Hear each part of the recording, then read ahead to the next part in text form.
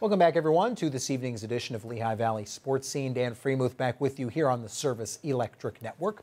We move to high school boys volleyball next. Final week of the regular season officially upon us. EPC playoffs set to get underway exactly 1 week from today, which means little time remains for our area teams to make their case for both the league and district postseason. Parkland has already clinched a berth in both tournaments, but seeding remains a mystery. Trojans aiming to enhance theirs in Friday's clash at Liberty.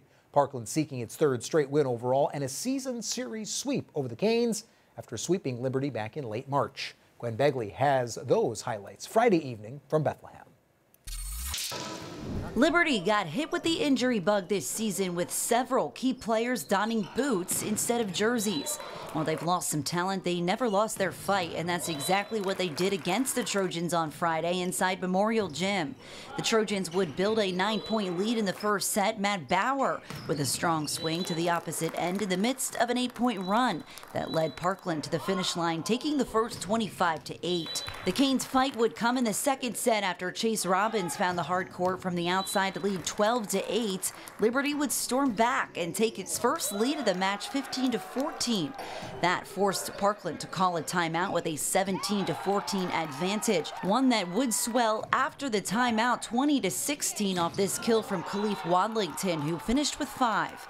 The Trojans weren't quiet for long, however. Robbins slams one down to tie the match back up at 20 apiece before regaining the lead and winning the set 25-22. Robbins and the Trojans would mimic the first as they take charge of the match, leading 13-5. Bauer would make it 19-8 before the Trojans finish it off with a 25-9 third set victory. The Trojans defeat Liberty 3-0.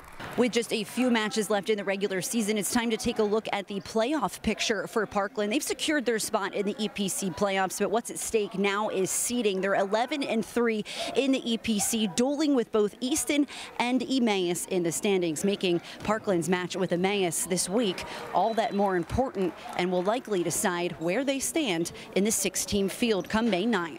I like that. It gives that pre-postseason match like environment and mindset, and and if we don't come to play that day, then it's going to put us in tougher situations, which we're going to have to bring our A game, for more rounds in EPCs and districts. So, it's good that it works out that way. And I know Whitehall and Northampton are excited about their last match of the year together too. So, there's a lot to be determined yet, but it's going to be an exciting finish. Very excited. I mean, I think we're going to do great.